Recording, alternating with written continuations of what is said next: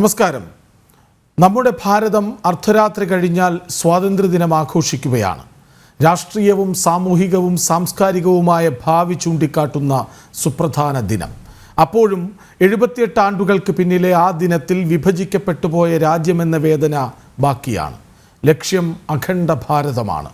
അത് ഐക്യപ്പെട്ട ഭാരതമെന്ന വിശാല സങ്കല്പമാണ്.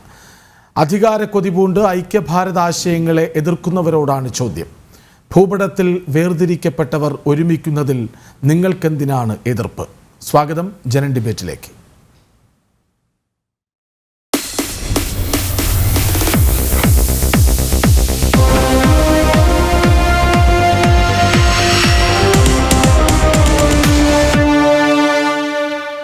ചർച്ചയ്ക്കായി ഹിന്ദു ഐക്യവേദി സംസ്ഥാന പ്രസിഡന്റ് RV ബാബു, BJP നേതാവ് ശങ്കു ടി ദാസ്, കോൺഗ്രസ് നേതാവ് പ്രൊഫസർ റോണി കെ ബേബി, രാഷ്ട്രീയ നിരീക്ഷകൻ ഡോക്ടർ മോഹൻ വർഗീസ് എന്നിവരൊപ്പം ചേരും.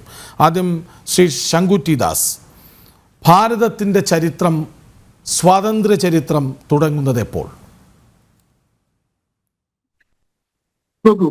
യഥാർത്ഥത്തിൽ സ്വതന്ത്ര ഭാരതത്തിന്റെ ചരിത്ര രചന എന്ന് പറയുന്ന ഏറ്റവും പ്രധാനപ്പെട്ട ഒരു സന്ദർഭം അതൊരു പക്ഷെ തടസ്സപ്പെടുന്നത് തന്നെ ഈ ചോദ്യത്തിനുള്ള ഉത്തരത്തിന് മേലാണ്.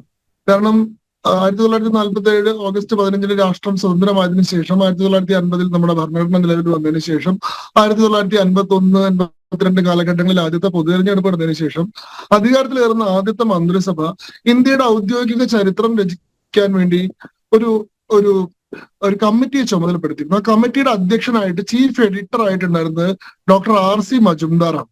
RC മജുംദാറിനെ നമുക്ക് എല്ലാവർക്കും അറിയാം. ലോകത്തിലെ തന്നെ ഏറ്റവും അറിയപ്പെടുന്ന ചരിത്രകാരന്മാരിൽ ഒരാളാണ്.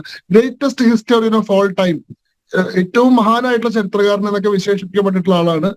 അദ്ദേഹത്തിന്റെ ബഹുമതികൾ ധാരാളമുണ്ട്.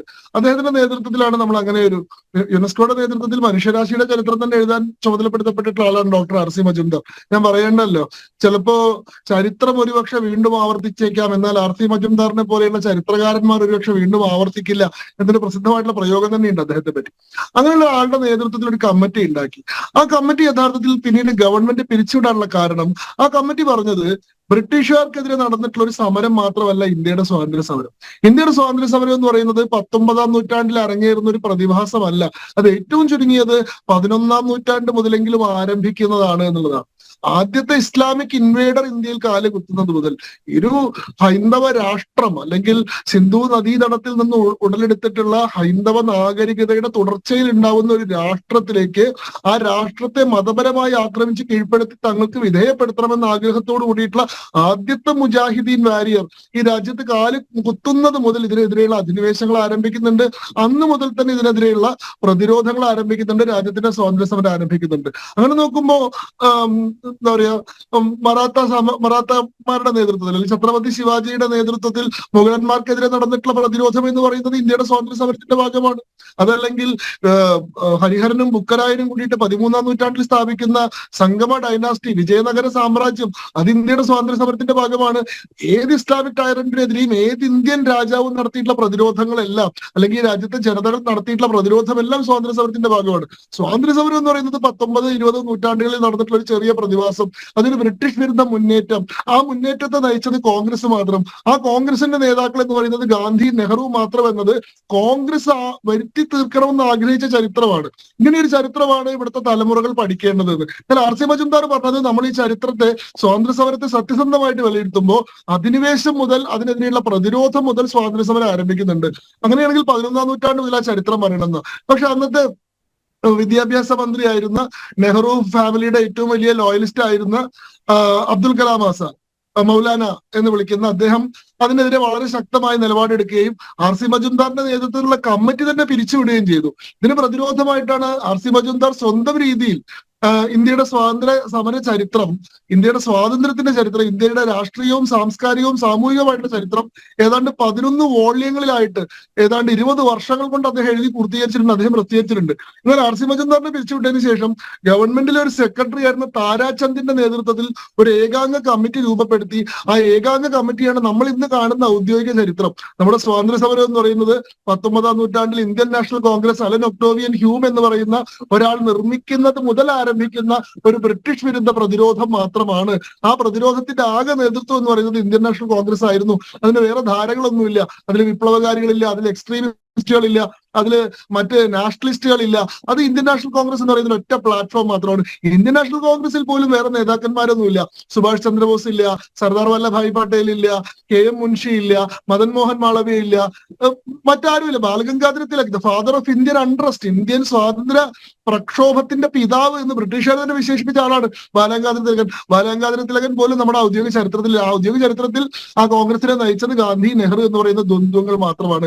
ഈ ചരിത്രം താരാചന്ദിനെ ഒരു ഗവൺമെന്റ് സെക്രട്ടറിയെ കൊണ്ട് ശമ്പളം കൊടുത്ത് എഴുതിച്ചിട്ട് അത് കൊട്ടിഘോഷിച്ച് പ്രസിദ്ധീകരിച്ചിട്ട് നമ്മുടെ ഔദ്യോഗിക ചരിത്രമാക്കിയിട്ട് അത് മതേതര ചരിത്രം, പുരോഗമന ചരിത്രം എന്ന് പറഞ്ഞ് അത് പഠിക്കുന്ന ഒരു ജനതയാണ് നമ്മൾ. എന്നാൽ യഥാർത്ഥത്തിൽ ഈ ചോദ്യത്തിന് ഉത്തരം പറയുമ്പോൾ നമ്മൾ RC മജുംദാറിനെ പോലെയുള്ള മഹാന്മാരായിട്ടുള്ള ചരിത്രകാരന്മാരുടെ സത്യസന്ധമായിട്ടുള്ള വീക്ഷണത്തിനൊപ്പമാണ് നിൽക്കുന്നതെങ്കിൽ നിങ്ങൾക്ക് പറയേണ്ടി വരും ഇന്ത്യയുടെ സ്വാതന്ത്ര്യ സമരം ആരംഭിക്കുന്നത് 11ാം നൂറ്റാണ്ട് മുതലാണ്. ശരി, ഞാൻ അങ്ങിലേക്ക് വരാം. ഡോക്ടർ മോഹൻ വർഗീസ്, ഈ അഖണ്ഡ ഭാരതം എന്ന വാക്കിന് വലിയൊരു നിർവചനം പറയുന്നുണ്ട് സംഘപരിവാറുകാർ. ഈ അഖണ്ഡ ഭാരതം വിഭജനങ്ങൾക്ക് അതീതമല്ലേ എന്നതാണ് അതിൽ ആദ്യത്തേതും ഏറ്റവും പ്രസക്തവുമായ ചോദ്യം.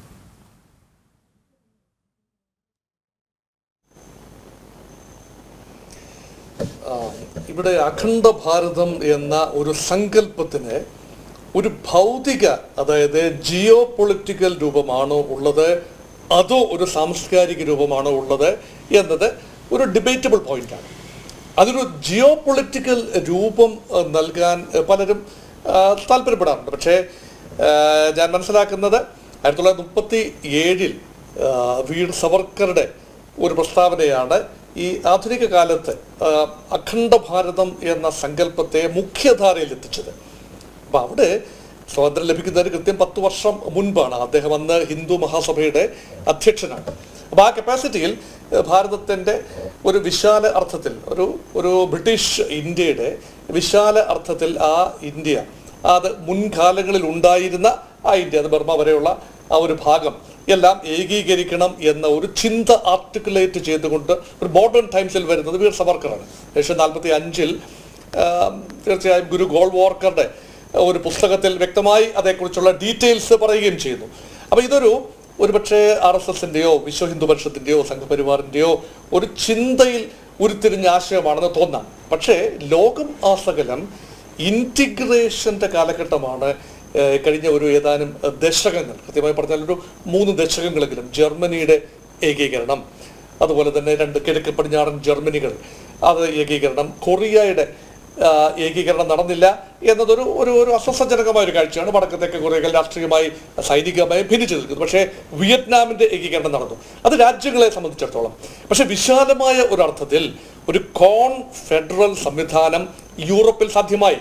കാരണം യൂറോപ്യൻ സിംഗിൾ കോമൺ മാർക്കറ്റ്, ആദ്യം യൂറോപ്യൻ കോളൻ സ്റ്റീൽ അതോറിറ്റി, അത് വളരെ ചെറിയ 2 രാജ്യങ്ങൾ മാത്രം ചേർന്ന്, ബെനിലക്സ് രാജ്യങ്ങളും ഫ്രാൻസും എല്ലാം ചേർന്നുകൊണ്ടുള്ള, ജർമ്മനി എല്ലാം ചേർന്നുകൊണ്ടുള്ള ആ ഒരു യൂറോപ്യൻ കോളൻ സ്റ്റീൽ അതോറിറ്റിയിൽ നിന്നും യൂറോപ്യൻ ഇക്കണോമിക് കമ്മ്യൂണിറ്റിയിലേക്കും അങ്ങനെ ഒരു കോമൺ മാർക്കറ്റിലേക്കും, പിന്നീട് യൂറോപ്യൻ യൂണിയൻ എന്ന രീതിയിൽ ഒരു single market with a common currency, euro എന്ന് പറയുന്ന കറൻസിയിലേക്കും ഒരു വിശാല കോൺഫെഡറൽ ഐക്യം സാധ്യമായി.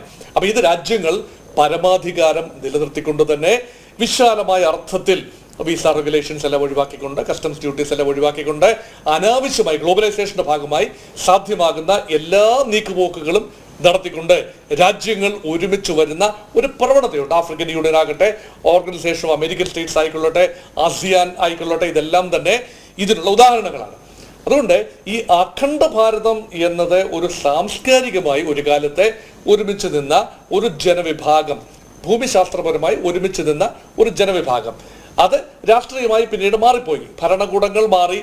ചരിത്രത്തിൽ അങ്ങനെയാണല്ലോ, അനേക ഭരണകൂടങ്ങൾ മാറി മാറി വന്നു, വിഭജനങ്ങൾ ഉണ്ടായി. ഇന്ത്യക്ക് ഉള്ളിൽ തന്നെ 600-ൽ പരം നാട്ടുരാജ്യങ്ങൾ ഉണ്ടായിരുന്നു.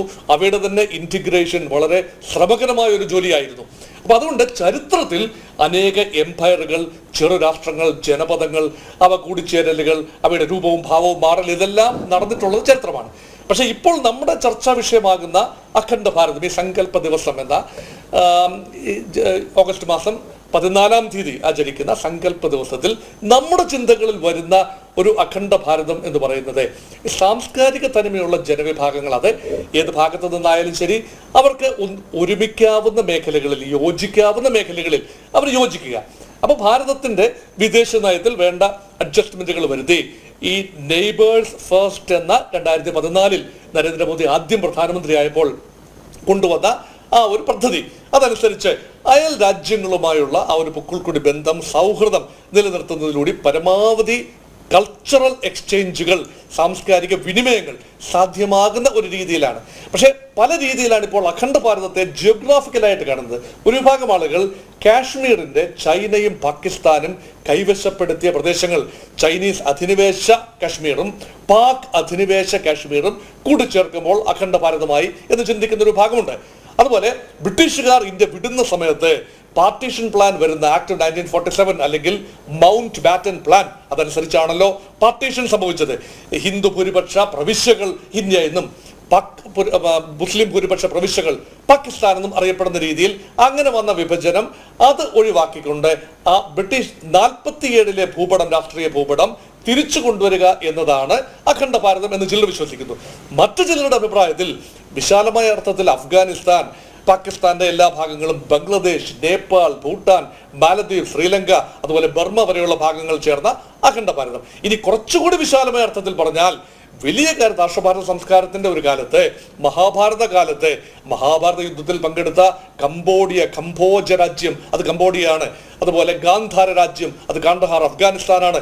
അതുപോലെ ആ രാജ്യങ്ങളെല്ലാം വിശാലമായ ഭൂമികയിൽ ഒരുമിച്ച് ചേരുന്ന ഒരു സാംസ്കാരിക ഭൂമിക. അങ്ങനെ വിശാലമായ അർത്ഥതലങ്ങളുള്ള ഒരു സങ്കല്പമാണ് അഖണ്ഡ ഭാരത്. അതിനെ കേവലം ഒരു ജിയോ പൊളിറ്റിക്കൽ എൻറ്റിറ്റി ആയിട്ട് കാണുമ്പോഴാണ് അവിടെ തർക്കങ്ങളും പ്രശ്നങ്ങളും വൈവിധ്യങ്ങളും ഇതെല്ലാം ഉടലെടുക്കുന്നത്. അല്ല എങ്കിൽ ഒരു ആശയം എന്ന നിലയിൽ തീർച്ചയായും ഒരു കോൺഫെഡറൽ മനസ്സുള്ളവർക്ക് ചിന്തിക്കാവുന്ന ഒരു ആശയം തന്നെയാണത്. അത് വലിയൊരു ആശയമാണ്, തർക്കവുമില്ല. ശ്രീ ആർ വി ബാബു, ഈ ഭൂപടത്തിലെ വരകൾ കൊണ്ട് മറച്ചു പിടിക്കാനോ മായ്ച്ചു കളയാനോ കഴിയുമോ അഖണ്ഡ ഭാരതം എന്ന സങ്കല്പത്തെ, അല്ല സത്യത്തെ?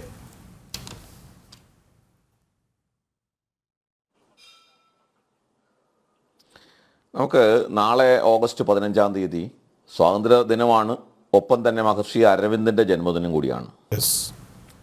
മഹർഷി അരവിന്ദൻ അദ്ദേഹം സ്വാതന്ത്ര്യത്തിന് ശേഷം നടത്തിയ പ്രസംഗത്തിൽ അദ്ദേഹം പറഞ്ഞു, ഈ വിഭജനം പോകും, അത് പോകുക തന്നെ വേണം. കാരണം ഭാരതത്തിൻ്റെ വിഭജനം അത് പ്രകൃതി വിരുദ്ധമാണ് എന്നായിരുന്നു അരവിന്ദൻ്റെ. അതായത് ഭാരതം സ്വതന്ത്രമാണെങ്കിലും ഐക്യം നേടിയിട്ടില്ല, ഖണ്ഡിതവും തകർന്നതുമാണത് എന്നാണ് അദ്ദേഹം പറഞ്ഞത്.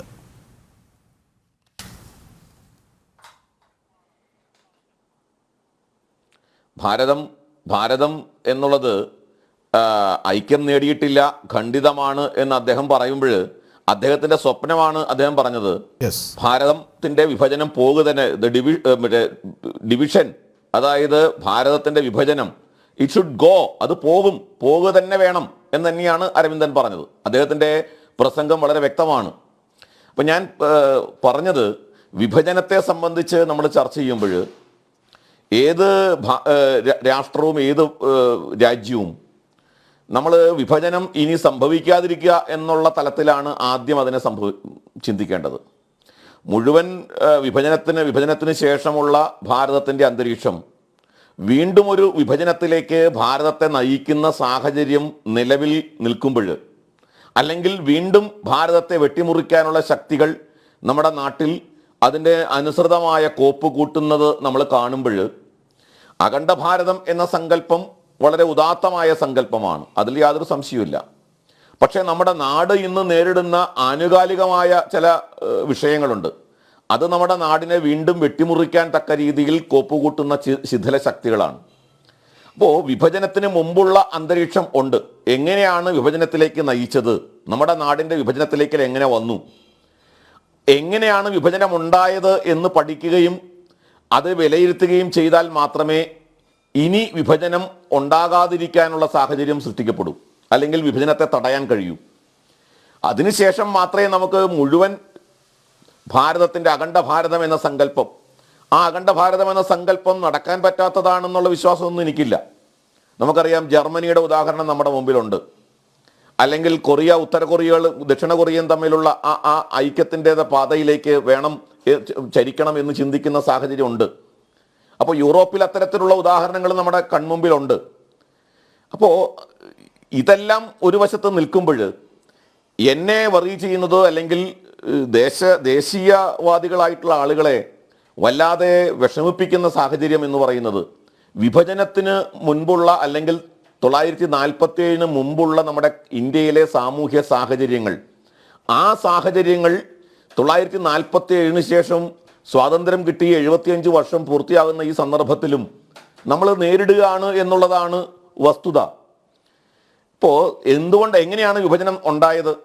വിഭജനം ഉണ്ടായതിന് പ്രധാനപ്പെട്ട കാരണങ്ങൾ നമ്മൾ വിലയിരുത്തണ്ടേ. 1857 ഒന്നാം സ്വാതന്ത്ര്യ സമരത്തിന് ശേഷം കൃത്യമായിട്ട് ബ്രിട്ടീഷുകാർക്ക് ഒരു പദ്ധതി ഉണ്ടായിരുന്നല്ലോ. അതായത് ഇപ്പോൾ അലിഗഡ് സർവകലാശാലയുടെ സ്ഥാപക നേതാവ് എന്നറിയപ്പെടുന്നയാളാണ് സർ സയ്യദ് അഹമ്മദ് ഖാൻ.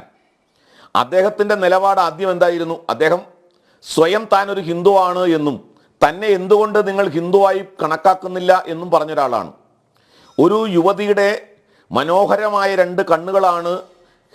രണ്ട് കണ്ണുകളെ പോലെ സുന്ദരമാണ് ഹിന്ദുക്കളും മുസ്ലിങ്ങളും ഒരു രാഷ്ട്രത്തെ സംബന്ധിച്ച് എന്ന് പറഞ്ഞാണ് 1884 സർ സയ്യദ് അഹമ്മദ് ഖാൻ. എന്നാൽ 4 വർഷങ്ങൾക്ക് ശേഷം അതേ സയ്യദ് അഹമ്മദ് ഖാൻ എങ്ങനെയാണ് ഹിന്ദുസ്ഥാനത്തെ ഹിന്ദുസ്ഥാൻ എന്ന് വിളിക്കുക, ഹിന്ദു എന്നുള്ളത് ഒരു നാഷൻ എന്ന സങ്കല്പത്തിലേക്ക് എങ്ങനെയാണ് മാറാൻ സാധിക്കുക എന്ന് ചോദ്യം ചെയ്ത ഒരാളാണ്. അപ്പോൾ 4 വർഷം കൊണ്ട് അഹമ്മദ് ഖാൻ വന്ന മാറ്റം, ആ മാറ്റത്തിന് ബ്രിട്ടീഷുകാരുടെ കൃത്യമായ പദ്ധതിയുണ്ട് എന്ന് നമ്മൾ കാണാതിരുന്നുകൂടാ. അവിടെയാണ് ഡിവൈഡ് ആൻഡ് റൂൾ എന്ന പദ്ധതി ഉപയോഗിച്ചത്. ഹിന്ദു മുസ്ലിം ഡിവിഷൻ ഉണ്ടാക്കുക, ഹിന്ദുക്കളെ തന്നെ ജാതിയുടെ അടിസ്ഥാനത്തിൽ വിഭജിക്കുക, ജാതീയമായി ഹിന്ദുക്കളെ ഭിന്നിപ്പിക്കുക, ഈ തരത്തിലുള്ള ഒരു പദ്ധതി ബ്രിട്ടീഷുകാർ നടപ്പിലാക്കിയിരുന്നു. അപ്പോൾ ഇത് സമുദായങ്ങളെ ഭിന്നിപ്പിക്കുക, മതങ്ങളെ ഭിന്നിപ്പിക്കുക എന്നുള്ളതും, പിന്നീട് നമ്മൾ കാണുന്നത് മുസ്ലിം സമുദായം ഇപ്പോൾ 1906 ഒക്ടോബർ മാസത്തിൽ ആഗാഖാന്റെ നേതൃത്വത്തിൽ ഈ വിഭജനം, ആഗാഖാന്റെ നേതൃത്വത്തിൽ ആ വിഭജനത്തിന്റെ ശക്തി കൂട്ടുന്നതായിട്ടാണ് നമ്മൾ കാണുന്നത്. മിന്റോ പ്രഭുവിന് ആഗാഖാൻ കൊടുത്ത മെമ്മോറാണ്ടത്തിൽ കൃത്യമായിട്ട് പറയുന്നു. ഇപ്പോൾ 1947 വിഭജനത്തിന്റെ വിത്ത് നമ്മൾ അന്വേഷിച്ചാൽ 1906 ഒക്ടോബറിൽ ആഗാഖാന്റെ നേതൃത്വത്തിൽ ഒരു ഡെപ്യൂട്ടേഷൻ ഉണ്ട്. ആ ഡെപ്യൂട്ടേഷനിൽ അവർ ആവശ്യപ്പെട്ടത് സെപ്പറേറ്റ് ഇലക്ടറേറ്റ് ആണ്, പ്രത്യേക മതാടിസ്ഥാനത്തിലുള്ള നിയോജക മണ്ഡലം. അതായത് മുസ്ലിം മണ്ഡലങ്ങളിൽ മുസ്ലിം സ്ഥാനാർത്ഥിക്ക് മാത്രം വോട്ട് ചെയ്യാനുള്ള അവകാശം, ജുഡീഷ്യറിയിലും സർക്കാർ സർവീസിലും ഒക്കെ മുസ്ലിങ്ങൾക്ക് പ്രത്യേക അവകാശം. ഈ നിലയ്ക്കുള്ള ഒരു ഡിമാൻഡ്, ഒരു ചാർട്ടർ ഓഫ് ഡിമാൻഡ്സ് ആഗാഖാന്റെ നേതൃത്വത്തിൽ 1906 സമർപ്പിച്ചു. ചരിത്രകാരന്മാർ പറയുന്നത് 1947 വിഭജനത്തിന്റെ വിത്ത് എന്ന് പറയുന്നത് 1906 ആഗാഖാന്റെ ആ ചാർട്ടർ ഓഫ് ഡിമാൻഡ്സിലുണ്ട്.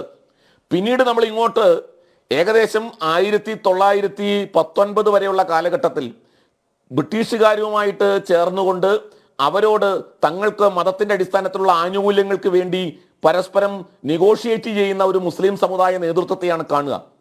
അതുകൊണ്ടാണ് കോൺഗ്രസിൽ നിന്നും തികച്ചും അകന്നു നിന്നുകൊണ്ട്, ദേശീയ ധാരയിൽ നിന്നും അകന്നു നിന്ന മുസ്ലിം സമുദായം, മുസ്ലിം സമുദായ അംഗങ്ങൾക്ക് കോൺഗ്രസിലേക്ക് ചേരാൻ വേണ്ടി അവർക്ക് സൗജന്യമായ ഭക്ഷണം സമ്മേളനങ്ങളിൽ വാഗ്ദാനം ചെയ്തിരുന്നു.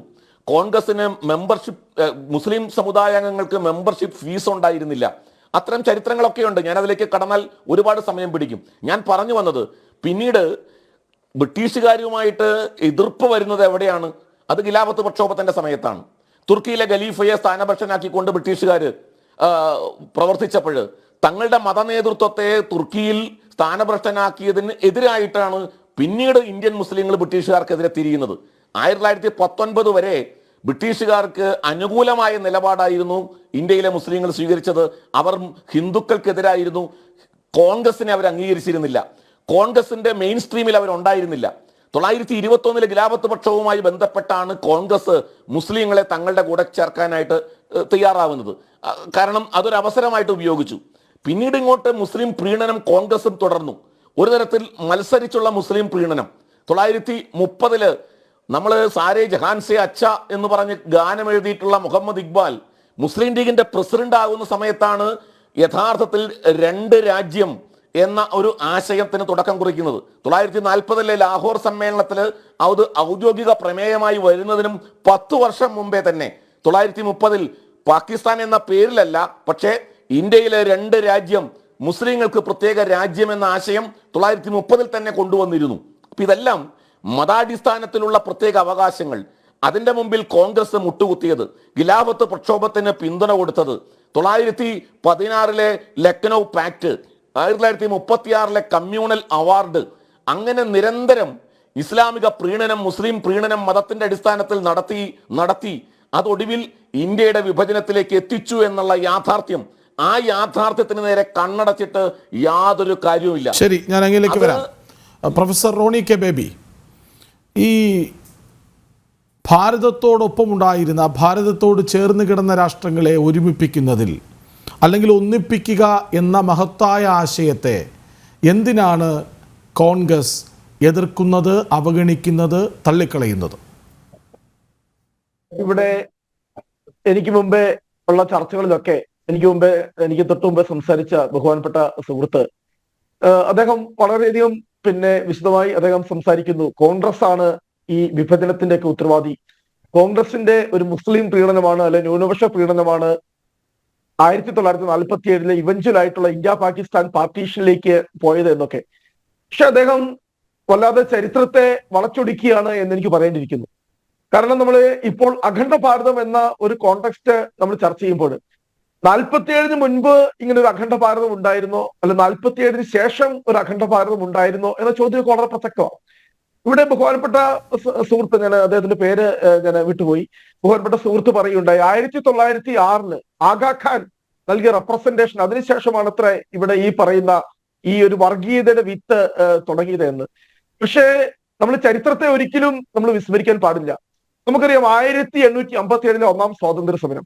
ആ ഒന്നാം സ്വാതന്ത്ര്യ സമരത്തിൽ നമ്മുടെ ധീരരായ പോരാളികൾ അവര് അങ്ങ് മീററ്റിൽ നിന്നും കാൺപൂരിൽ നിന്നും ഒക്കെ അവർ പടവെട്ടി അങ്ങ് ഡൽഹിയിൽ ചെന്നു. ആ ഭടന്മാരിൽ ബഹുഭൂരിപക്ഷം എന്ന് പറയുന്നത് ഹിന്ദുക്കളും സിഖുകാരുമായിരുന്നു. അവർ ഡൽഹിയിലെത്തി അവർ ആദ്യം ചെയ്തത് എന്താണെന്നറിയാമോ? അവര് സ്വതന്ത്ര ഇന്ത്യയുടെ ചക്രവർത്തിയായി, ഭരണാധികാരിയായി സ്ഥാനഭ്രഷ്ടനാക്കപ്പെട്ട മുഗൾ ഭരണാധികാരി ബഹദൂർ ഷാ രണ്ടാമൻ എന്ന് പറയുന്ന മുസ്ലിം ഭരണാധികാരിയാണ് അവർ പ്രഖ്യാപിച്ചത്. അതായിരുന്നു നമ്മുടെ ദേശീയ പ്രസ്ഥാനത്തിന്റെ ഒരു, അല്ലെങ്കിൽ ആ ഇന്ത്യൻ ആ പറയുന്ന 1857 റിവോൾട്ടിന്റെ ഒക്കെ ഒരു സെക്കുലർ ബോധ്യം എന്ന് പറയുന്നത്.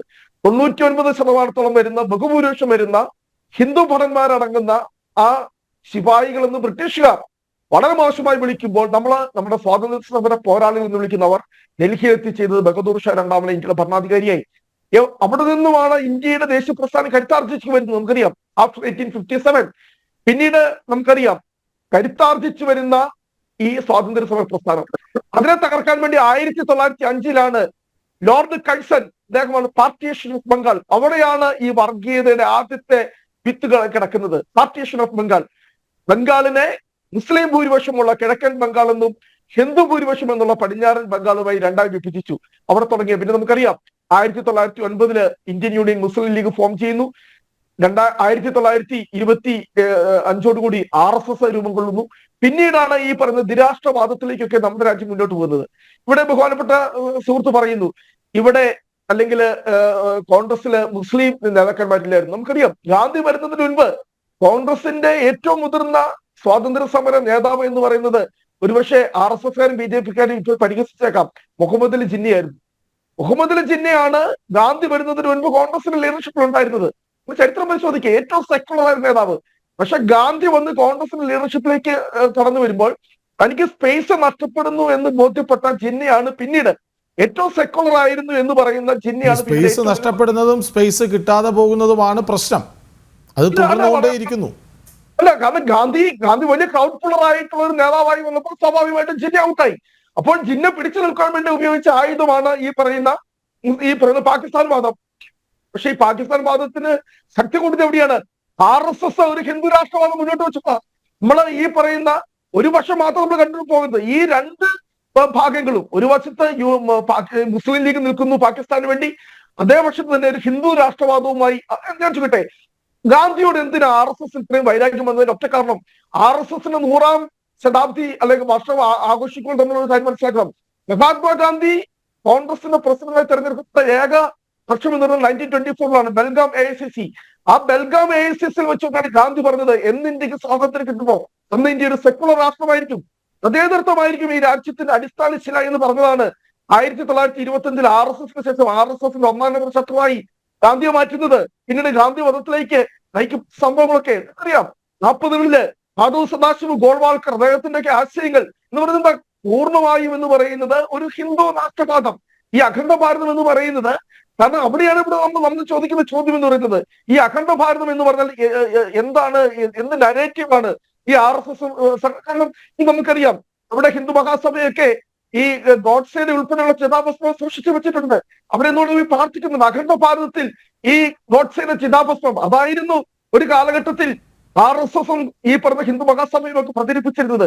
ഈ അഖണ്ഡ ഭാരതം എന്ന് പറയുന്നത് RSSന്റെ കൺസെപ്റ്റ് എന്ന് പറയുന്നത് ഒരു ഹിന്ദു രാഷ്ട്രവാദമാണ്, മതാധിഷ്ഠിത രാഷ്ട്രമാണ്, മതരാഷ്ട്രവാദമാണ്. പക്ഷെ കോൺഗ്രസ് അന്നും ഇന്നും എന്നും ഇന്ത്യ വിഭജിക്കപ്പെട്ടത് എന്തിന്റെ പേരിലായിരുന്നു?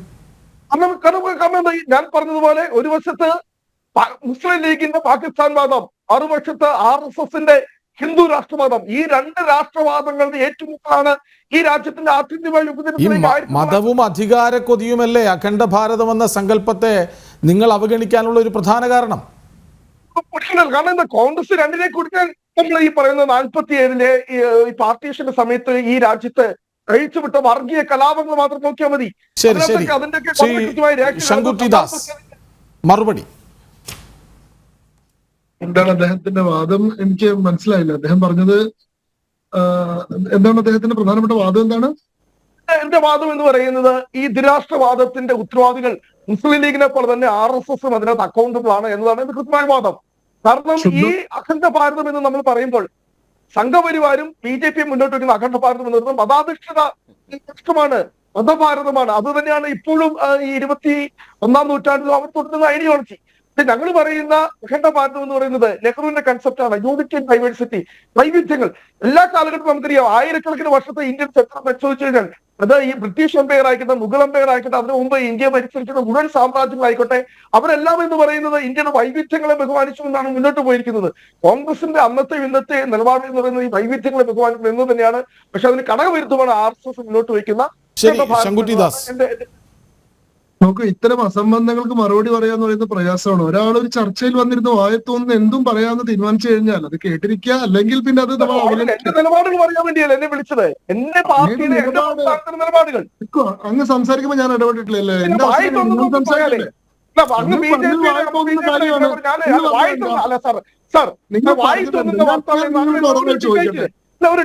മാന്യമായി സംസാരിക്കേ. എന്നോട് ചോദിച്ച ചോദ്യത്തിന് ഞാൻ വായിത്തൊന്ന് വർത്താനം നമുക്ക് പറയാം സാർ. അങ്ങനെ നമുക്ക് പറയാം. അങ്ങ് വലിയ ബഹുമാനപ്പെട്ട നേതാവാണ്, BJPയുടെ ബഹുമാനപ്പെട്ട നേതാവ്, അങ്ങനെ സംസാരിക്കരുത്. ഞാൻ നിങ്ങളോട് ഒരു കാര്യം ചോദിക്കട്ടെ. അങ്ങ് പറഞ്ഞു മഹാത്മാഗാന്ധി ഇന്ത്യയിലേക്ക് വരുന്ന സമയത്ത് കോൺഗ്രസിന്റെ ഏറ്റവും മുതിർന്ന നേതാവ്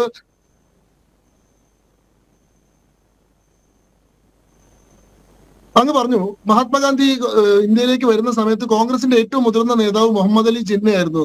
മഹാത്മാഗാന്ധി ദക്ഷിണാഫ്രിക്കയിൽ നിന്ന് ഇന്ത്യയിലേക്ക് വരുന്നത് 1915-ലാണ്. 1915 മുഹമ്മദ് അലി ജിന്ന ഇന്ത്യൻ നാഷണൽ കോൺഗ്രസിലായിരുന്നോ? എന്റെ ചോദ്യത്തിന് അങ്ങ് ഉത്തരം പറയും. ഗാന്ധി പങ്കെടുത്ത ആദ്യത്തെ കോൺഗ്രസ് സമ്മേളനത്തിൽ ഗാന്ധിക്ക് മുൻപേ സംസാരിക്കുന്നത് ജിന്നയാണ്. ഞാൻ വളരെ കൃത്യമായി എവിഡൻസ് ഞാൻ പറയുന്നത്. കാരണം ജിന്ന സംസാരിച്ചതിന് ശേഷമാണ് ഗാന്ധി സംസാരിച്ചു വരുന്നത്. ഞാൻ പറഞ്ഞുതരാം. 1913 മുതൽ ഓൾ ഇന്ത്യ മുസ്ലിം ലീഗിന്റെ പ്രസിഡന്റാണ് മുഹമ്മദ് അലി ജിന്ന. അദ്ദേഹം കോൺഗ്രസിലെ നേതാവായിരുന്നില്ല, അദ്ദേഹം മുസ്ലിം ലീഗിന്റെ നേതാവായിരുന്നു. 1916 കോൺഗ്രസും മുസ്ലിം ലീഗും തമ്മിൽ ലക്നൗ പാക്ട് എന്ന് പറയുന്ന ഒരു പാക്ട് ഉണ്ടാക്കി.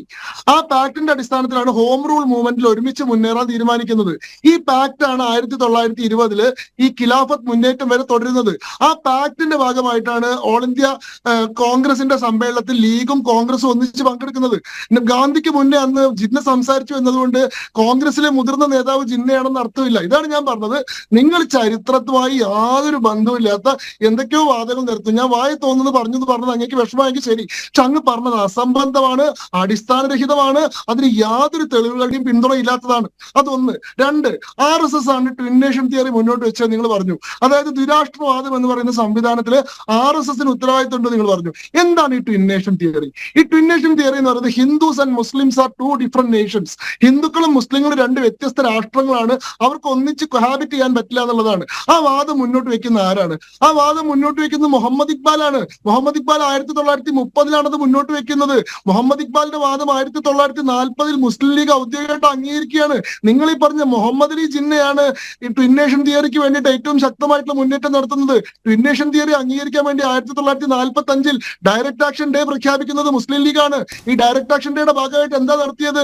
രാജ്യത്ത് മുഴുവൻ കലാപങ്ങൾ അഴിച്ചുവിട്ടുകൊണ്ട് ട്വിൻ നേഷൻ പാകിസ്ഥാൻ എന്ന് പറയുന്ന ഡിമാൻഡ് അംഗീകരിച്ചില്ലെങ്കിൽ രാജ്യത്ത് ആഭ്യന്തര കലാപം നടത്തിയിട്ട് നിങ്ങളെ ആരെയും സ്വസ്ഥമായിട്ട് ജീവിക്കാൻ ഞങ്ങൾ സമ്മതിക്കില്ല എന്നുള്ള സാഹചര്യം സൃഷ്ടിച്ചുകൊണ്ട് സമ്മർദ്ദത്തിലാക്കി ട്വിൻ നേഷൻ തിയറി അംഗീകരിപ്പിക്കുക ചെയ്ത്.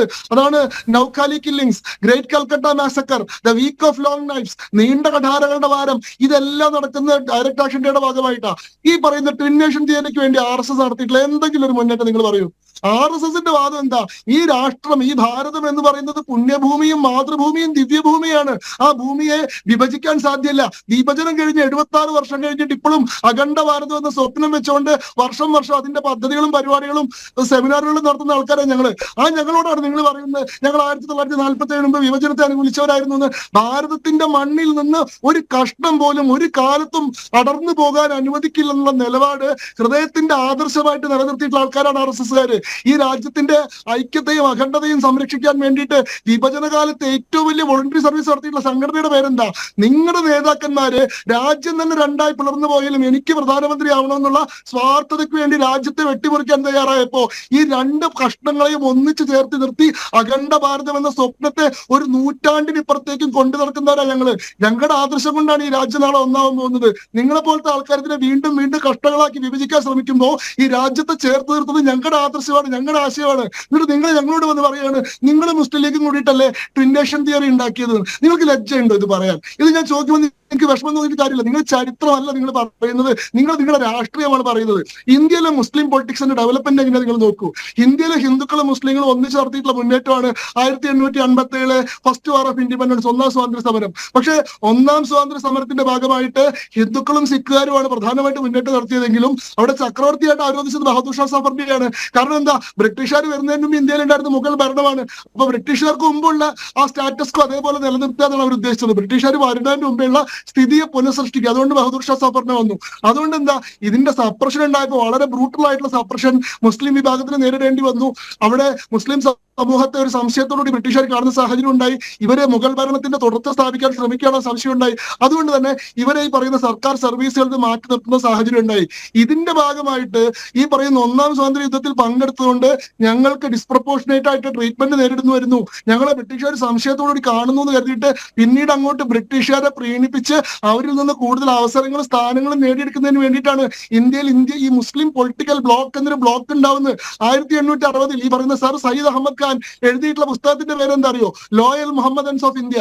ബ്രിട്ടീഷുകാർക്ക് ഏറ്റവും ലോയൽ ആയിട്ടുള്ള ആൾക്കാർ, ഏറ്റവും വിധേയരായിട്ടുള്ള വിശ്വസ്തരായിട്ടുള്ള ആൾക്കാർ ഞങ്ങളത് കാണിക്കാൻ വേണ്ടി എഴുതിയ പുസ്തകത്തിന്റെ പേരാണ് loyal Mohammedans of India.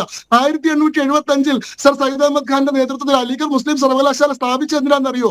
മുസ്ലിങ്ങൾക്കിടയിൽ English വിദ്യാഭ്യാസവും ഇംഗ്ലീഷ് സംസ്കാരവും പ്രചരിപ്പിച്ചുകൊണ്ട് ബ്രിട്ടീഷുകാരുടെ വിശ്വാസം നേടിയെടുക്കാനും ബ്രിട്ടീഷ് സർവീസിൽ അവരുടെ പ്രാതിനിധ്യം, അവരുടെ പ്രൊപ്പോഷൻ ഉറപ്പുവരുത്താനും വേണ്ടിയിട്ടാണ്. 1905 നടന്നിട്ടുള്ള ബംഗാൾ ഡിവിഷനെ എതിർത്തിട്ടുള്ള അനുകൂലിച്ചിട്ടുള്ള ഒരേ ഒരു സംഘടന ഏതാണെന്നറിയോ? All India Muslim league.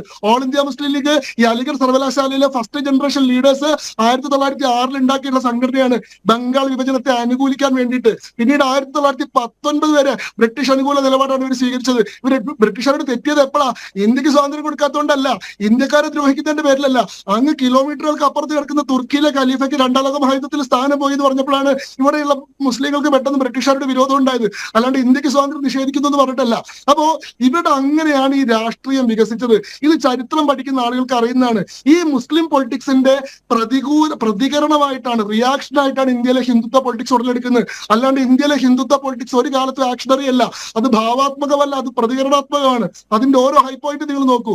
1906 മുസ്ലിം ലീഗ് ഉണ്ടായി, 1909 ഹിന്ദു മഹാസഭ ഉണ്ടായി, 1919 ഖിലാഫത്ത് ഉണ്ടായി, 1921 ഈ പറയുന്ന ഖിലാഫത്തിന്റെ നേതൃത്വത്തിലുള്ള കലാപങ്ങൾ ഉണ്ടായി, 1925 രാഷ്ട്രീയ സ്വയംസേവക സംഘം ഉണ്ടായി, 1947 വിഭജനം ഉണ്ടായി, 1948 ജനസംഘം ഉണ്ടായി, 1990 കശ്മീരിൽ എക്സോഡസ് ഉണ്ടായി, 1991 മറ്റേ ബാബറി മസ്ജിദ് ഡെമോളിഷൻ ഉണ്ടായി, 2002 ഗുജറാത്തില് ഗോദ്ര തീവെപ്പുണ്ടായി, 2002 തന്നെ ഗുജറാത്ത് കലാപം ഉണ്ടായി. നിങ്ങൾ ഏത് സന്ദർഭം എടുത്ത് നോക്കിയിട്ടുള്ളൂ, നിങ്ങൾ ഹിന്ദുത്വത്തെ മാത്രം വിമർശിക്കുമ്പോൾ ഹിന്ദുത്വയുടെ ഓരോ ആക്ഷനും കാരണമാകുന്ന ഒരു ഭാവാത്മകമായിട്ടുള്ള ഒരു സംഭവം അപ്പുറത്തുണ്ട് എന്നുള്ളത് നിങ്ങൾ കാണുന്നില്ല.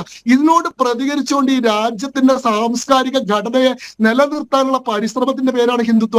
ഈ രാജ്യത്തെ വിഭജിക്കാനുള്ള ശ്രമത്തിന്റെ പേരല്ല, ഈ രാജ്യത്തെ വിഭജിക്കാനുള്ള പരിശ്രമങ്ങൾക്ക് ഞങ്ങൾ ഇടുന്ന തടയുടെ പേരാണ് ഹിന്ദുത്വ. അത് പറഞ്ഞുകൊണ്ട് നിങ്ങൾ ഈ ചർച്ചയിൽ എന്ത് പറഞ്ഞാലും ഇത് കേട്ടിരിക്കുന്ന ആളുകൾക്ക് സാമാന്യമായിട്ടുള്ള ചരിത്രധാരണ ഉണ്ടെങ്കിൽ അവർ നിങ്ങളുടെ കള്ളത്തരങ്ങളെ തിരിച്ചറിയുകയും അതിനെ തുറന്നു കാണിക്കുകയും ചെയ്യും. അത്ര എനിക്ക് പറയാനുള്ളൂ. ശരി, ശ്രീ ഡോക്ടർ മോഹൻ വർഗീസ്, അതായത് ഈ പൂന്താനം 1640 മരിച്ചു എന്നാണ് ചരിത്രം പറയുന്നത്. അദ്ദേഹത്തിൻ്റെ ജ്ഞാനപ്പാനയിൽ ഭാരതമഹിമ എന്നൊരു ഭാഗമുണ്ട്, അത് കൃത്യമായി വിശദീകരിക്കുന്നുമുണ്ട്. നമ്മുടെ പുരാണങ്ങളും ഭാരതം എന്ന ആശയം എത്ര കണ്ട് വിശദീകരിച്ചിട്ടുണ്ട് എന്നതും നമുക്കറിയാം. അപ്പോൾ അതിപുരാതനമായ ഒരു ഭാരതമുണ്ടായിരുന്നു, അതിൻ്റെ ആധുനിക ഉയർത്തെഴുന്നേൽപ്പാണ്, വിഭജനം അവിടെ ഉണ്ട് എങ്കിൽ പോലും അതിൻ്റെ ആധുനികമായ ഉയർത്തെഴുന്നേൽപ്പാണ് 1947 ഓഗസ്റ്റ് 15, അല്ലേ? തീർച്ചയായിട്ടും ഭാരതം എന്നൊരു സങ്കല്പം തീർച്ചയായും അതിപുരാതന കാലത്ത് തന്നെ ഉണ്ടായിരുന്ന ഒരു സങ്കല്പമാണ്. അപ്പൊ ആ സങ്കല്പം അവിടെ നിലനിൽക്കെ തന്നെയാണ് വൈദേശിക ശക്തികൾ നമുക്ക് നൽകിയ പേരുകളാണ് ഹിന്ദുസ്ഥാൻ. അതായത് ഹിന്ദുസ്ഥാൻ എന്ന പേര് ഇവിടെ നമ്മളായിട്ട് സ്വാംശീകരിച്ചെടുത്തതല്ല. പേർഷ്യൻസിനെ സംബന്ധിച്ചിടത്തോളം, അതായത് ഇന്നത്തെ ഇറാൻ ആ പ്രദേശം, ആ പേർഷ്യൻസിനെ സംബന്ധിച്ചിടത്തോളം സിന്ധു നദിയുടെ കിഴക്ക് പ്രദേശത്ത് താമസിക്കുന്ന ജനപദങ്ങൾ, ഈ എല്ലാ ജനപദങ്ങളും പല ചെറിയ രാജ്യങ്ങളാണ്, എല്ലാ ജനപദങ്ങളും ചേർന്ന ആ പ്രദേശത്തെ മുഴുവൻ വിളിക്കുന്ന പേരാണ് ഹിന്ദുസ്ഥാൻ. ഹിന്ദു എന്നത് സിന്ധു തന്നെയാണ്. അപ്പൊ സിന്ധു സകാരം എന്ന് പറയുന്നത് പേർഷ്യൻ ഭാഷയിൽ ആകാരമായിട്ട് മാറിയപ്പോൾ സിന്ധു ഹിന്ദുവായി ഹിന്ദുസ്ഥാനായി മാറി. അപ്പൊ അതൊരു മതത്തിന്റെ ഒരു പരിപ്രേക്ഷ്യം അവിടെ ഉണ്ടാകുന്നില്ല, അതൊരു സംസ്കാരത്തിന്റെ, ഒരു ജനതയുടെ, ഒരു പ്രദേശത്തിന്റെ ആകമാന വിളിപ്പേരാകുന്നു ഈ പറയുന്ന ഹിന്ദുസ്ഥാൻ എന്നത്. അതുപോലെ തന്നെ ഇന്ത്യ എന്ന് പറയുന്നത് ഇൻഡസ് റിവർ, സിന്ധു നദിയെ ഗ്രീക്കുകാർ വിളിക്കുന്ന ഇന്ത്യ, അങ്ങനെ വന്ന പേരുകളാണ്. അപ്പൊ ഈ പേരുകളെല്ലാം തന്നെ സൂചിപ്പിക്കുന്നത് ഭാരതം, ഹിന്ദുസ്ഥാൻ, ഇന്ത്യ എന്നീ എല്ലാ സംജ്ഞകളും സൂചിപ്പിക്കുന്ന ഒരൊറ്റ കാര്യം എന്ന് പറയുന്നത് ഇതൊരു സാംസ്കാരിക ഭൂമികയാണ്. ആ സാംസ്കാരിക ഭൂമിയുടെ ഈ രാഷ്ട്രീയ അതിർവരമ്പുകൾ പല സമയത്ത് പല രീതിയിൽ അടയാളപ്പെടുത്തിയിട്ടുണ്ട്. ആ ഒരു സാംസ്കാരിക ഭൂമിയെ ബേസ് ചെയ്തുകൊണ്ടുള്ള ഒരു ദേശീയതയാണ് പക്ഷേ ഇപ്പം നമ്മുടെ ഒരു സംസാര വിഷയമായിട്ട് വന്നത്. ആ ദേശീയതയുടെ അതിരുകൾ ഇവിടം വരെയാണ്. ഈ രാഷ്ട്രീയ അതിരുകൾ, അതായത് ഭൂമിശാസ്ത്രവും രാഷ്ട്രീയപരവുമായ അതിരുകൾ എന്ന് പറയുമ്പോൾ അവിടെയാണ് ഈ തർക്കമുണ്ടാകുന്നത്. ആ തർക്കം ഒരുപക്ഷെ ഇന്നത്തെ അതൊരു മതപരമായ ഒരു ആംഗിൾ അവിടെ വരികയാണ്. പാകിസ്ഥാൻ എന്ന മുസ്ലിം ഭൂരിപക്ഷ അല്ലെങ്കിൽ മുസ്ലിം രാജ്യം, ബംഗ്ലാദേശ് എന്ന ഇസ്ലാമിക രാജ്യം എന്ന് പറയുമ്പോൾ ആ ഭൂമിയെ ചേർക്കുക എന്ന് പറയുമ്പോൾ ഈ ഒരു സാംസ്കാരികമായ അടിസ്ഥാനത്തിൽ ഈ പ്രദേശത്തുള്ള എല്ലാവരും, ആ സിന്ധു നദി പാകിസ്ഥാനിലൂടെയാണ് ഒഴുകുന്നത്, ആ പ്രദേശത്തുള്ള എല്ലാ ജനങ്ങളും എന്ന ആ ഒരു സംജ്ഞയ്ക്ക് ഒരു മതത്തിന്റെ മാത്രം ഒരു പരിപ്രേക്ഷ്യം വരികയാണ്. അവിടെയാണ് ഈ കോൺഫ്ലിക്റ്റ് ഉണ്ടാകുന്നത്.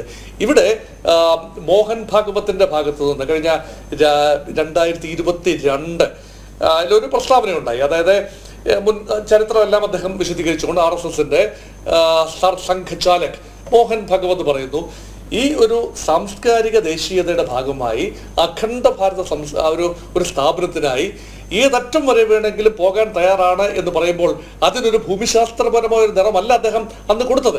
അപ്പൊ അദ്ദേഹം കൊടുത്തത് ഇതൊരു കാറാണ്. ഈ കാറിനൊരു എഞ്ചിനുണ്ട്, പവർഫുൾ എഞ്ചിനാണ്, ഡിറ്റർമിൻഡ് എഞ്ചിനാണ്.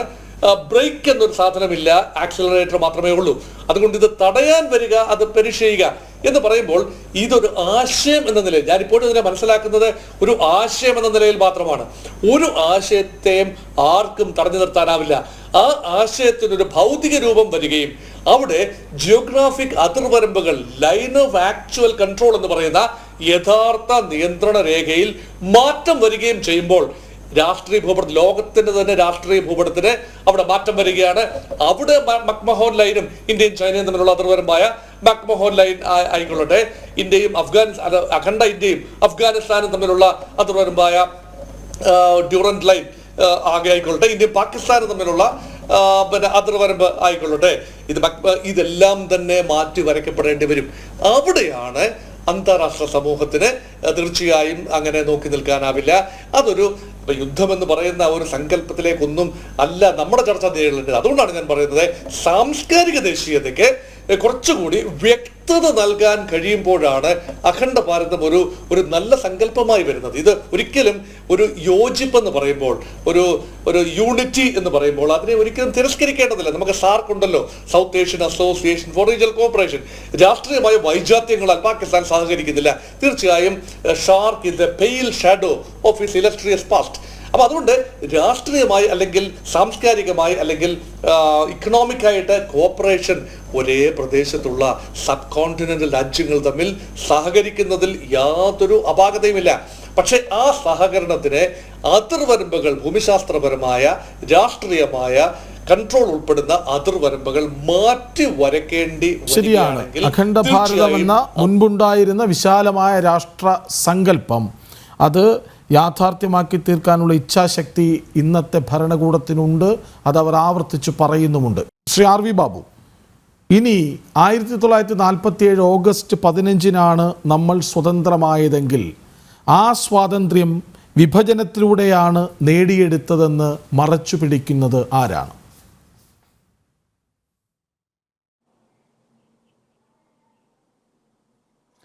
അല്ല, വിഭജനത്തിൻ്റെ ദുരന്ത ചിത്രം അത് മനഃപൂർവ്വം നമ്മുടെ കൺമുമ്പിൽ മറയ്ക്കാൻ ശ്രമിക്കുകയും വിഭജനത്തിന് മുൻപുണ്ടായിരുന്ന അന്തരീക്ഷത്തെ ഇന്നും അത് വളർത്തിക്കൊണ്ടുവരാൻ ശ്രമിക്കുകയും ചെയ്യുന്ന ആളുകൾ ആരാണ് എന്നുള്ളത് നമ്മുടെ കൺമുമ്പിലുണ്ട്. ഞാനതിലേക്ക് വരുന്നതിന് മുൻപ് പ്രൊഫസർ റോണി അദ്ദേഹം പറഞ്ഞ ചില കാര്യങ്ങളുണ്ട്. ഞാൻ അദ്ദേഹം ചരിത്രം ശരിക്ക് ഓർമ്മിച്ചിട്ടുകൊണ്ടാണോ ഇവിടെ വന്നിട്ടുള്ളതെന്ന് എനിക്ക് അറിഞ്ഞുകൂടാ. പഠിക്കാത്തതാണെന്ന് ഞാൻ പറയുന്നില്ല. അദ്ദേഹത്തിന് ചരിത്രത്തെ സംബന്ധിച്ച് ഒന്നുകൂടി ഓർമ്മയിൽ അദ്ദേഹം കൊണ്ടുവരണമെന്ന് പറയുകയാണ്. സർ സയ്യദ് അഹമ്മദ് അദ്ദേഹം പറഞ്ഞു 1925 RSS തുടങ്ങിയതിന് ശേഷം ആണ് വിഭജനത്തിൻ്റെതായിട്ടുള്ളത്. മുസ്ലിം ലീഗും RSSുമാണ് വിഭജനത്തിൻ്റെ രാജ്യത്തെ വെട്ടിമുറിക്കാൻ കാരണമായത് എന്നാണ്. ഇവിടെ സർ സയ്യദ് അഹമ്മദ് ഖാൻ 1888 നടത്തിയൊരു പ്രസംഗത്തിൻ്റെ ഒരു ഭാഗം ഞാൻ വായിക്കാം. Shri Roni, I do not understand what the words National Congress mean. Is it supposed that the different castes and creeds living in India belong to one nation or can become a nation and their name and aspirations be one and the same? I object to every Congress in any shape or form, whatever which regards India as one nation. ഈ രാജ്യത്തെ ഒന്നായി കാണുന്നതിൽ, അതിൻ്റെ വ്യത്യസ്തങ്ങളായ ജാതി മതം ഒക്കെ ഉൾപ്പെടുന്ന ഈ രാജ്യത്തെ അതിൻ്റെ എല്ലാ ഷേപ്പിലും ഈ രാജ്യത്തെ കോൺഗ്രസ് ഒന്നായി കാണുന്നുവെങ്കിൽ അതിനോട് ഞാൻ ശക്തമായി പ്രതിഷേധിക്കുന്നു. എന്നിട്ട് അത് മാത്രമല്ല, in case the British left, ബ്രിട്ടീഷുകാർ പോയാൽ the Hindus and Musalman could not share power because it is necessary that one of them should conquer the other. അപ്പം ഇത് പറഞ്ഞത് സർ സയ്യദ് അഹമ്മദൻ 1888 നടത്തിയ പ്രസംഗത്തിലാണ്. എന്നിട്ട് അത് കാണാതെയാണോ ശ്രീ റോണി താങ്കൾ ഈ പ്രസ്താവനയൊക്കെ നടത്തുന്നത്? ഞാൻ 1906 ആണ് ഈ സെപ്പറേറ്റ് ഇലക്ടറേറ്റ് ആവശ്യപ്പെട്ടുകൊണ്ട്, കമ്മ്യൂണൽ ഇലക്ടറേറ്റ് ആവശ്യപ്പെട്ടുകൊണ്ട് 1906 ആഗാഖാന്റെ നേതൃത്വത്തിലുള്ള ഡെപ്യൂട്ടേഷനാണ് ഈ വിഭജനത്തിന്റെ സീഡ് എന്ന് ഞാൻ പറഞ്ഞപ്പോൾ അതിനെ താങ്കൾ വിമർശിച്ചു. ഞാൻ ഇത് ഉദ്ധരിക്കുന്നത് ആഗാഖാൻ എഴുതിയിട്ടുള്ള അദ്ദേഹത്തിന്റെ ആത്മകഥയിൽ നിന്നാണ്. അദ്ദേഹം പറയുകയാണ്, Lord Minto's acceptance of our demands was the foundation of all future constitutional proposals made for India by successive British governments and the final inevitable consequences was the partition of India and the emergence of Pakistan.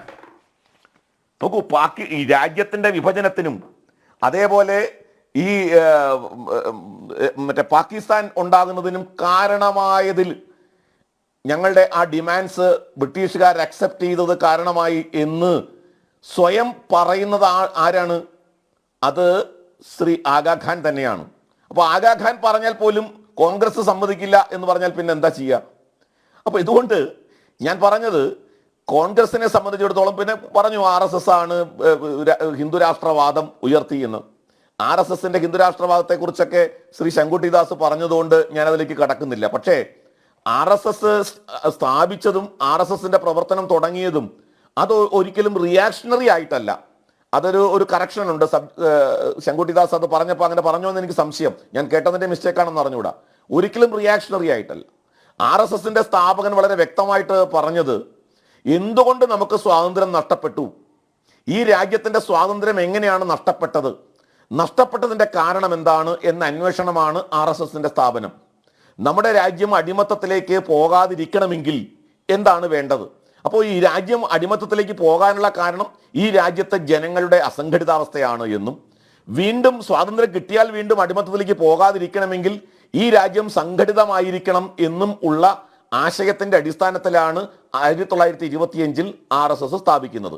അപ്പോൾ അതൊരിക്കലും രാഷ്ട്രത്തിന്റെ അന്നു മുതൽ ഭാരതമാതാവ് എന്ന സങ്കല്പത്തിൽ ആണ് പ്രവർത്തിക്കുന്നതും അതിന്റെ എല്ലാ നടപടികളും മുന്നോട്ട് പോയിട്ടുള്ളത്.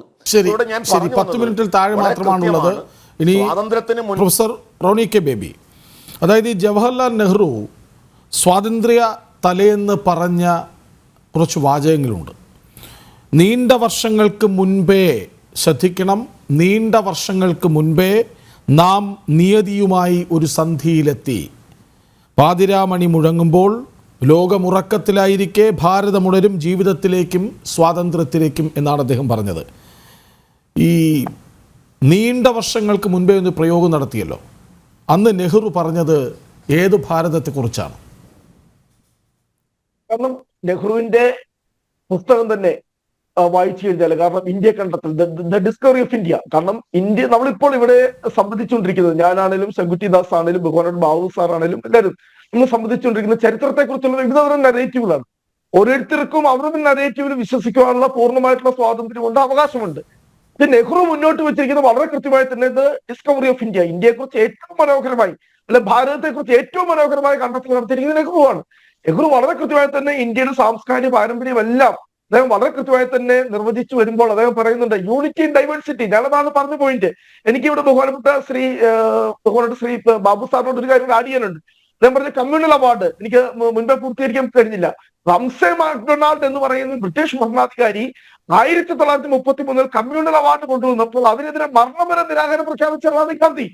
ഒരു കാലഘട്ടത്തിലും ഈ വർഗീയതയുമായി കോംപ്രമൈസ് ചെയ്യാതെ, ഒരു കാലഘട്ടത്തിലും അത് ഭൂരിപക്ഷ വർഗീയത ആയിക്കോട്ടെ ന്യൂനപക്ഷ വർഗീയത ആയിക്കോട്ടെ, സ്വാതന്ത്ര്യ കാലഘട്ടത്തിൽ നമ്മൾ ഈ 1905 അപ്പുറത്തേക്ക് പോകണം. പൂനെയില് എന്തിനാ ഈയിടെ 200 വർഷം ഈ ഭീമ കൊറേഗാവ് കലാപത്തിന്റെ 200ാം വാർഷികത്തിൽ അവിടെ ദളിതരെ വളഞ്ഞിട്ട് അവിടുത്തെ സവർണജാതിക്കാരെ ആക്രമിക്കുന്നുണ്ടോ? അതിന്റെയൊക്കെ ചരിത്രം, ഈ പറയുന്ന ഭൂരിപക്ഷ വർഗീയതയൊക്കെ ചരിത്രം നമ്മൾ ചിഹ്നത്തെ പരിശോധിക്കുകയാണെങ്കിൽ പൂനെയില് ആ പഴയ പേഷ്വാമാരും ബ്രിട്ടീഷുകാരും ഉണ്ടായ അലയൻസും അവർക്കെതിരെ ദളിതർ നടത്തിയ പോരാട്ടത്തിന്റെ ചരിത്രത്തിലേക്ക് പോകണം.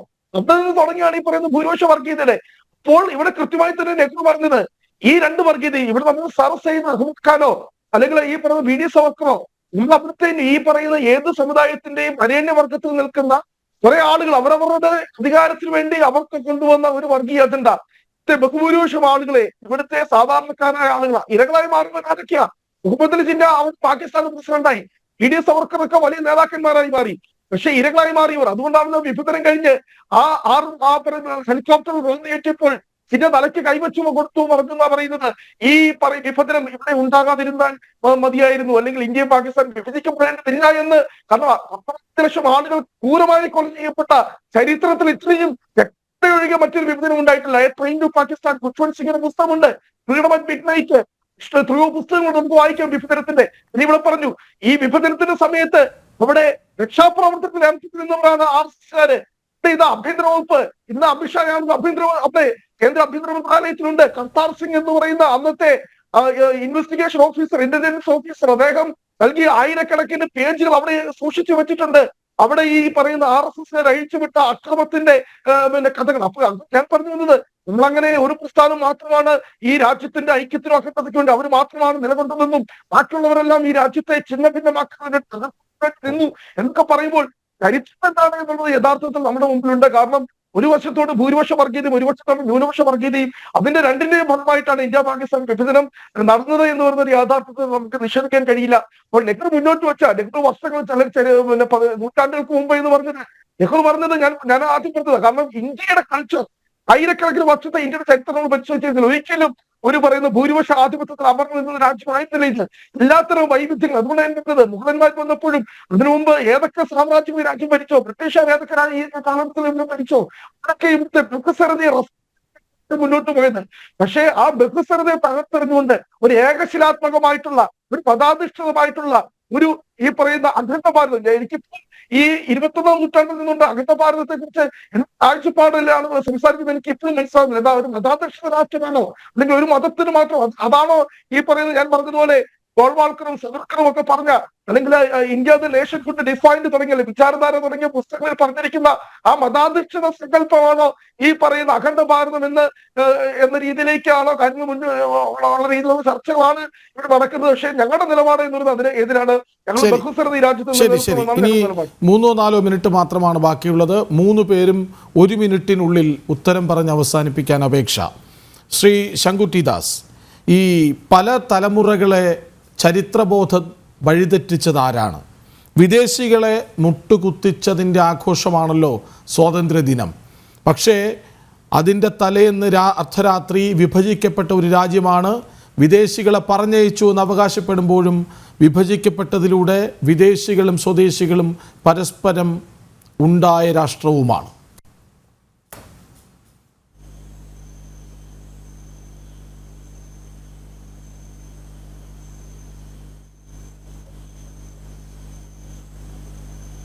ശങ്കുട്ടി ദാസ്, മ്യൂട്ട് മാറ്റാമോ?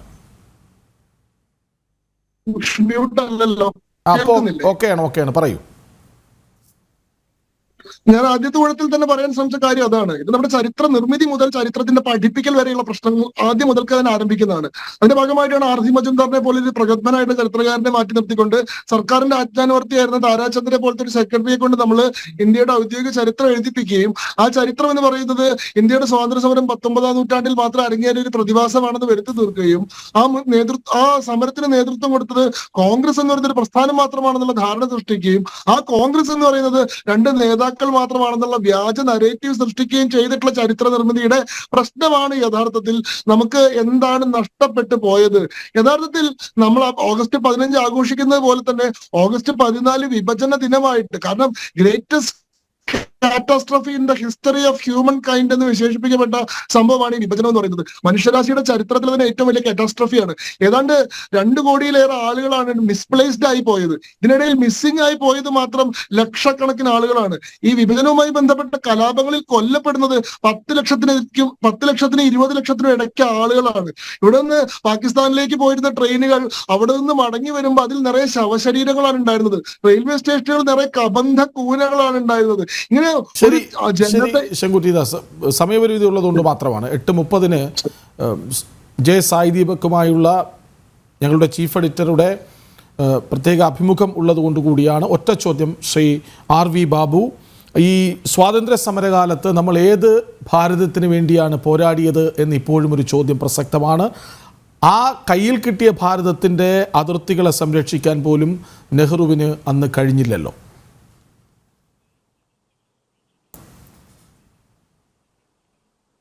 അല്ല, തീർച്ചയായും നമുക്ക് ഒരു വലിയ സ്വപ്നത്തോടു കൂടിയിട്ടാണ് സ്വാതന്ത്ര്യ സമരത്തിൽ ധീരദേശാഭിമാനികളായിട്ടുള്ള ഒരുപാട് പേര്, അതിൽ ഇന്ത്യൻ നാഷണൽ കോൺഗ്രസ് മാത്രമല്ല, നമ്മൾ വിപ്ലവകാരികളായിട്ടുള്ള ഒട്ടനവധി ആൾക്കാർ, അവരുടെ പേര് പറയാനൊന്നും ഇപ്പോൾ സമയമില്ലല്ലോ. അപ്പോൾ ഒരുപാട് സമരം, ആ സമരം 1857 തുടങ്ങിയതൊന്നുമല്ല, മുഗളന്മാർക്കെതിരായിട്ടുള്ള സമരം തുടങ്ങിയിട്ടുണ്ട്. അങ്ങനെ നീണ്ട ഒരു സമരം, ഒരു 1000 വർഷക്കാലത്തെ സമരം നമ്മുടെ ഭാരതത്തിൽ നമുക്ക് കാണാൻ സാധിക്കും. ഇത് ഒന്നാമത്തെ കാര്യം. 2, അഖണ്ഡ ഭാരതം എന്നൊരു സങ്കല്പം മുന്നിൽ വെച്ചുകൊണ്ടാണ് ഈ ചർച്ച തുടങ്ങിയത്. അപ്പോൾ തീർച്ചയായും ഭാരതം വിഭജിക്കപ്പെട്ടതിൻ്റെ പ്രയോജനം പാകിസ്ഥാനോ ബംഗ്ലാദേശിനോ കിട്ടിയില്ല. ഭാഗം വാങ്ങിപ്പോയ പാകിസ്ഥാൻ്റെ സ്ഥിതി എന്തായി, ആ പാകിസ്ഥാനിൽ ഇന്നത്തെ ജനങ്ങളുടെ സ്ഥിതി എന്താണ്, ബംഗ്ലാദേശിൻ്റെ സ്ഥിതി എന്താണ്, നമ്മുടെ കൺമുമ്പിലുണ്ട്. അപ്പോൾ തീർച്ചയായിട്ടും ഞാൻ തുടക്കത്തിൽ പറഞ്ഞ പോലെ അത് പ്രകൃതി വിരുദ്ധമായ ഒരു വിഭജനമാണ്. നാളെ ഒരു വരും നാളുകളിൽ ഇപ്പോൾ മോഹൻ വർഗീസ് പറഞ്ഞ മാതിരി വിശാലമായ സാംസ്കാരിക ഭാരതമല്ലെങ്കിലും 47-ന് മുമ്പുണ്ടായിരുന്ന ഒരു ജിയോഗ്രഫിക്കൽ ആ ഒരു ഭാരതമുണ്ട്. ആ ഭാരതം എന്നുള്ളതായിരിക്കണം നമ്മുടെ അടുത്ത തലമുറയുടെ ലക്ഷ്യം. ഇത് രണ്ടാമത്തെ കാര്യം. അഖണ്ഡ ഭാരതം 15 വർഷത്തിനുള്ളിൽ സാധ്യമാകുമെന്ന് 2 വർഷം മുൻപാണ് മോഹൻ ഭാഗവത് പറഞ്ഞത്. സാംസ്കാരിക പശ്ചാത്തലമുള്ള വിശാലമായൊരു ഭാരതം രൂപപ്പെടട്ടെ, എല്ലാവരും ഒരുമിക്കട്ടെന്നേ. നന്ദി Shri Sankutty Das, professor Roni K Baby, RV Babu, doctor Mohan Varghese general ഡിബേറ്റിൽ പങ്കെടുത്തതിന്. അല്പസമയത്തിനകം കൃത്യം 8:30 ഞങ്ങളുടെ ചീഫ് എഡിറ്റർ പ്രദീപ് പിള്ള സായ് ദീപക്കുമായി നടത്തിയ പ്രത്യേക അഭിമുഖം കാണാം. നന്ദി.